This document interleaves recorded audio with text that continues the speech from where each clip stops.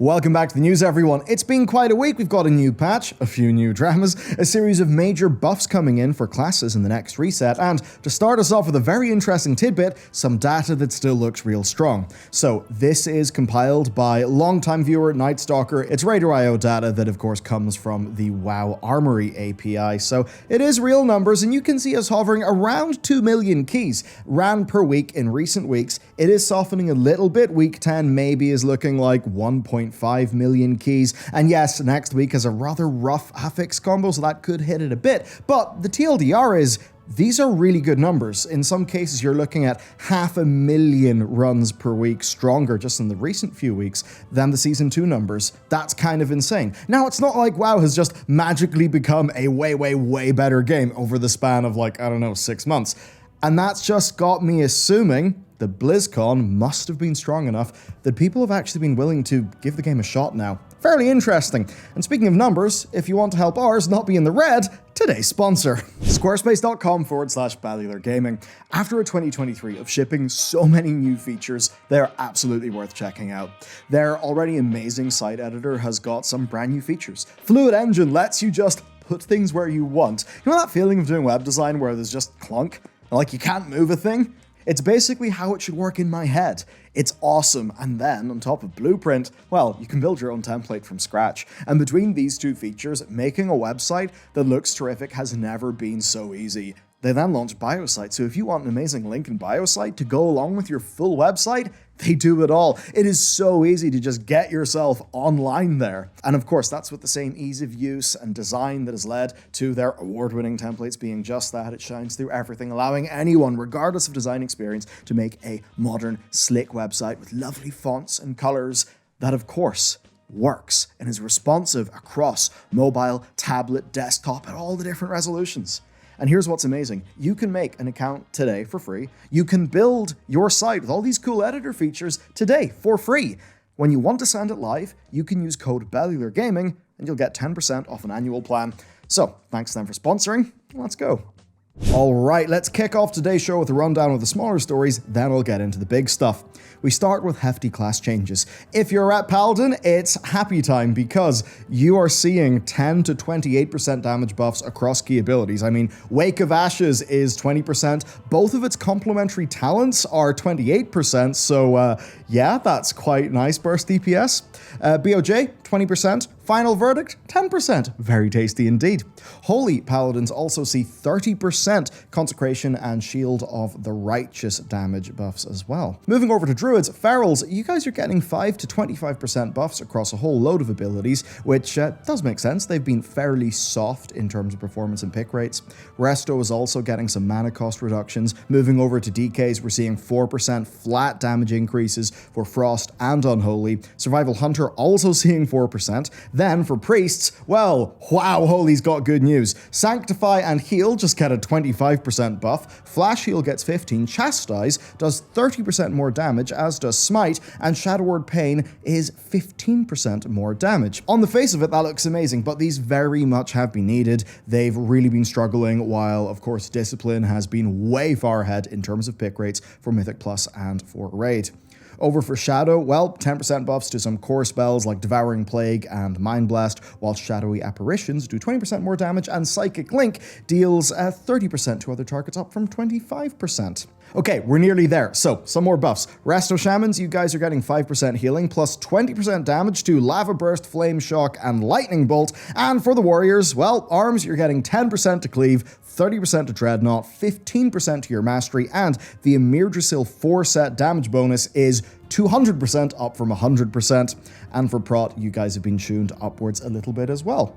Now, to zoom out on this whole situation, essentially this is just weaker specs being nudged up. In a lot of cases, this is not really going to be enough to like make them amazing picks. It's just about making them, well, less bad, or at least middle of the road, so that people won't feel basically stupid for picking them. Of course, though, these are the tuning changes. It will take a little bit of time for this to appear in the player data because people will already be geared, stat optimized, and all of that for what's currently best, which, you know, won't be any of these. Sticking with tuning, a very large tuning change from PTR to live. Follower dungeons had a massive nerf to XP on PTR. Now that is only 5% per AI controlled party member. So basically with a full AI party, you're getting 80% of normal XP.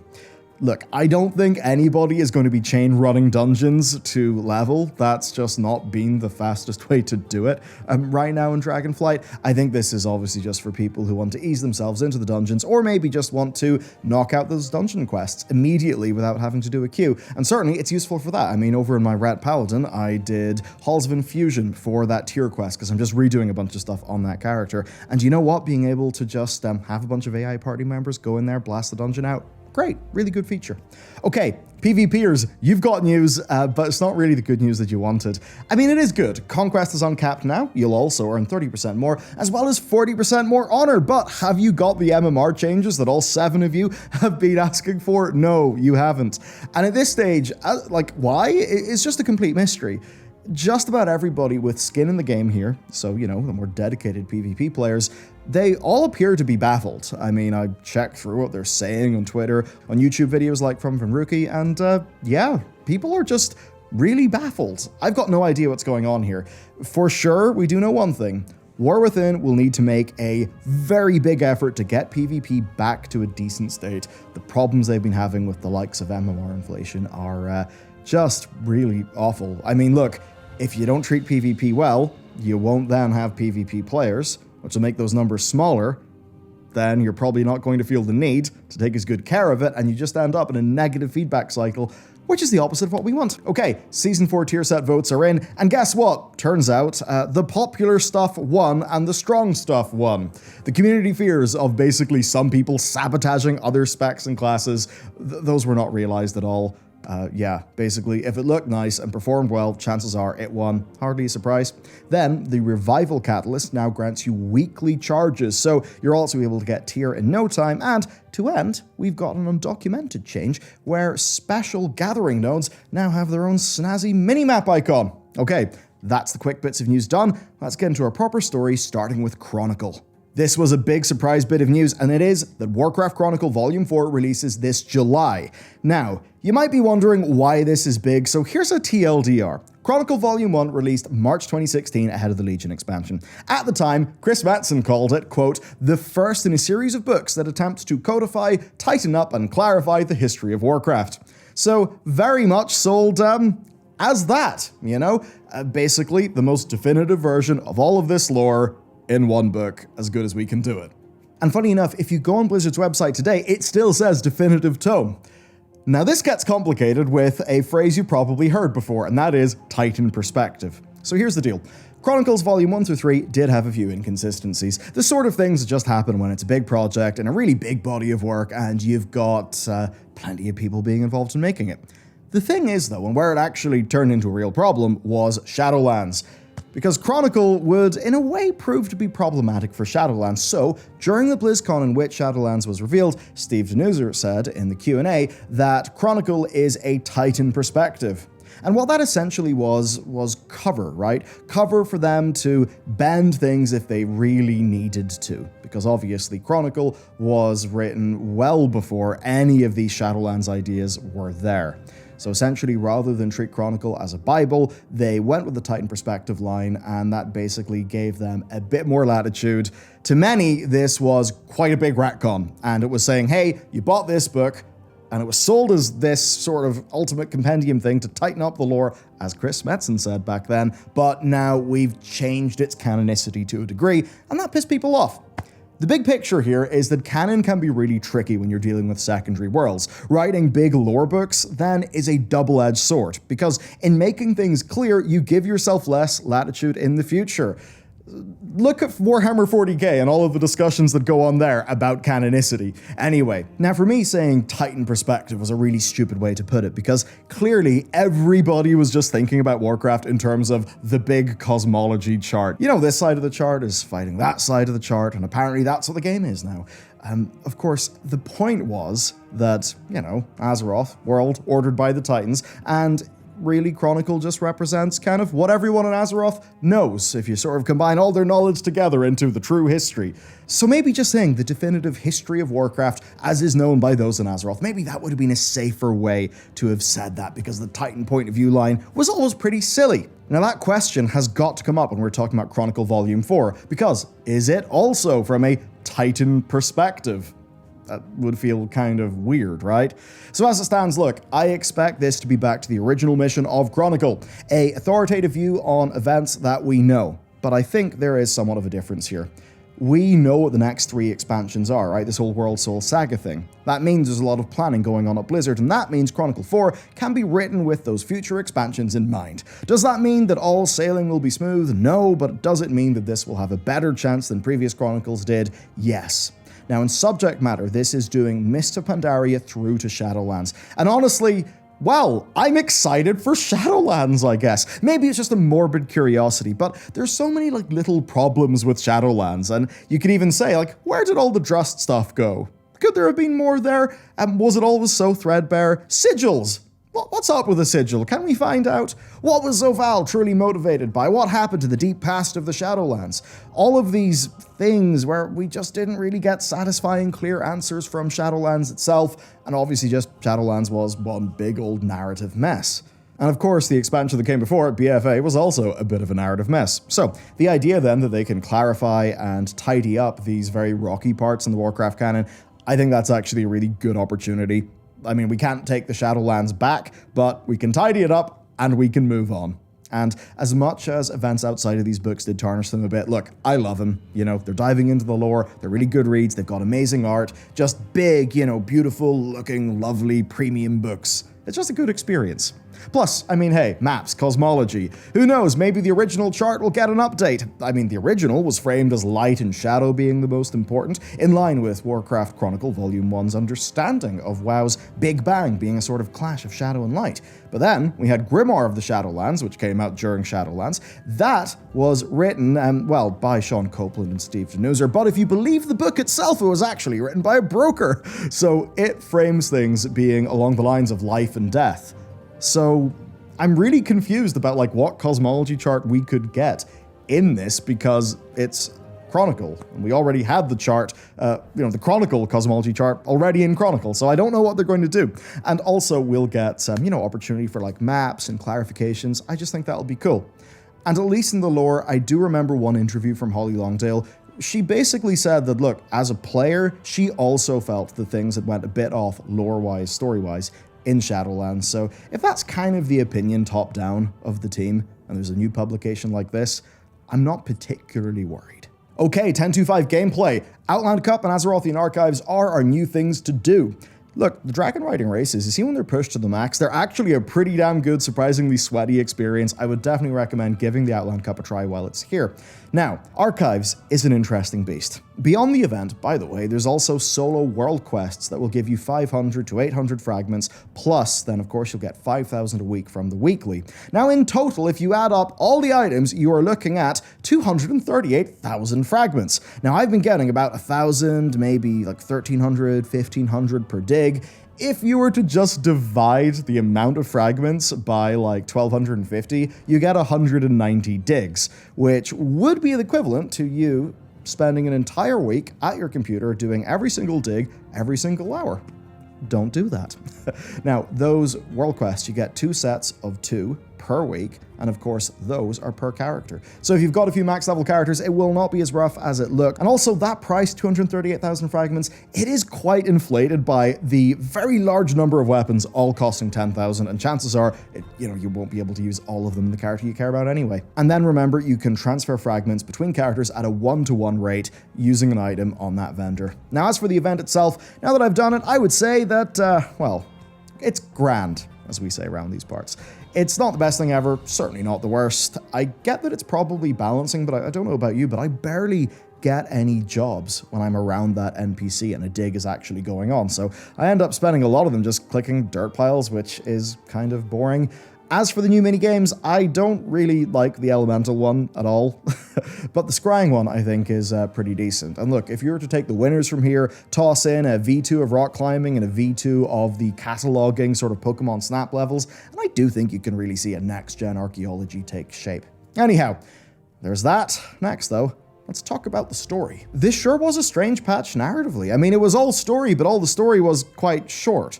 To start with the retaking of Gilneas, I mean, I think it itself was like a 5 out of 10 or 6 out of 10 in terms of the in-like game stuff, but with a 9 out of 10 cinematic at the end that was really brilliant. For me, the problem was the actual game bit was just far too short. It was like 15 minutes. You know, kill 12 dudes, kill 12 dudes, kill 12 dudes, done. I thought going through the tunnel was neat, but, yeah, it needed more. I didn't feel like retaking Gilneas was a struggle. It just felt like a victory lap. Where's the proper campaign, you know, pushing the Scarlets out of the towns, around the place, closing in, just properly like a campaign in the zone of Gilneas, not just a scuffle in the city. And it does highlight a weakness in their writing. Look, I'm not expecting the WoW writers to suddenly be massively into military history or something, but WoW's always been really bad at making a battle feel like a battle. There were a few times in Cataclysm where they did a good job of that, but here it's very much just kill a bunch of dudes, open the door, you're done. And that felt kinda lame. And because the runtime is so small, that just means there's a boatload of missed opportunities. Also, not really much in the way of Worgen being involved, like actual unique things to being a Worgen. Like, where's us going around with Tess sneaking? I mean, she is a renowned rogue, right? I mean, look at the Uncrowned, remember them from Legion? She's this renowned rogue. Can we not, like, go on a scouting mission with her?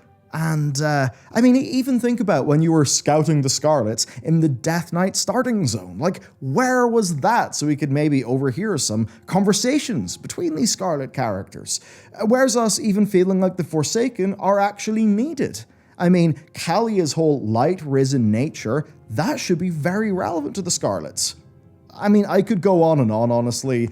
For me, it was fine. If you love Worgen, then I think, yeah, you'll rightly be disappointed here. And also, yeah, that armor set, even after the geosets were fixed, yeah, I don't know, it's just not a win. I think for me, the question here is why, and there's a clear answer: time. That's the thing. They have a very large team. We all know that. You think they have 600 developers. How could they possibly not make the big reclamation of Gilneas amazing? But think again. They're building 10.2.6, 10.2.7, Season 4, War Within patch content, and Midnight. And Midnight, by the way, isn't in pre-production, it's in production. As in, they have, broadly speaking, got 2 expansion teams and 1 live team per interviews with their leadership. So overall, I'm left wishing they didn't ship this. I think the scope doesn't match what the player fantasy should be. So even though there are so many lovely touches from the developers who actually, were tasked to make this, ultimately this project was doomed to be underwhelming at the planning stage, because they evidently did not have enough resources to make this what it should have been.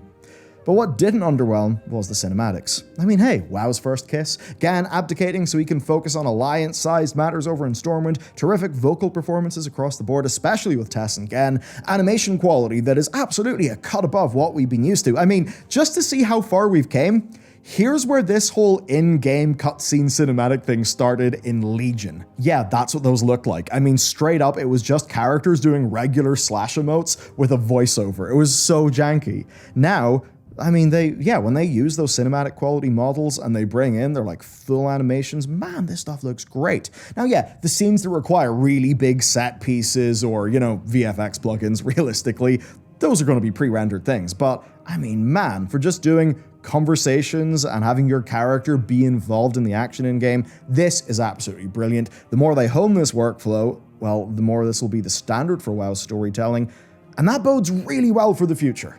Okay. As for the future, the Scarlets will be back. Your UI even says so, because yes, in the quest to kill Fairbell, in the little pop-up window that shows her model, underneath it says this won't be the last time you face the Scarlets, or something to that effect. So yeah, they'll probably be back in Midnight, where I think they will sail from Onslaught Harbor over to Quel'Thalas, or maybe they'll somehow make it into the Last Titan, who knows. There's also that Fairbell turned into a light spawn, so that's a bit suspicious. Otherwise then, we had some stay a while and listens with characters. Rathian had a chat with Sibelian, where we learned that he's now accepting his unique place growing up amongst mortals, but also, of course, being an important dragon, and now he intends to work with his agents to track down Iridikron. Over with Kalecgos and Khadgar, well, Kalik decides it's time to actually go full blue aspect, step down from the Council of Six, and it ends with him and Khadgar deciding to split up their time searching for clues between Karazhan, the Dalaran libraries, and the Azure archives, where they want to learn all they can about the Dark Heart that Iridikron passed over to Xal'atath. Though I don't think our characters know that it's Xal'atath, they just know that the Harbinger has some sort of spooky object full of Galakrond juice. Elsewhere then, Matthias Shaw's spies have seen Anduin Wrynn at Ratchet, but him and Gen have decided to hold off on telling Turalyon. I think they just want Anduin to do his thing, and of course we know that Anduin is currently chasing down those visions that also Thrall and Jaina saw, which we found out at the big celebration at the foot of Emir Drasil. As for the Night Elf stuff, okay, so here's the deal actually. I properly replayed the other Night Elf campaigns on my alt, and I'll tell you what, right? Put together, the plot feels a little bit underwritten in places, yeah.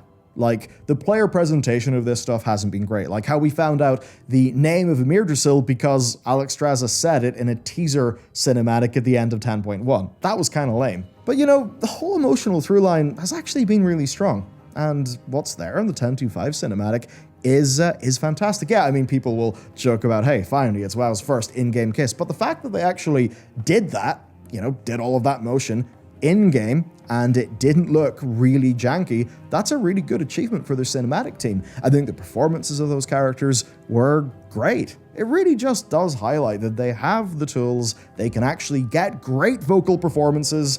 Again, I'm sure whoever voices Alexstrasza can do brilliant work elsewhere, but boy, whatever that direction is that leads to the very slowly talking, telepathic, bizarre dragons, it is really bad.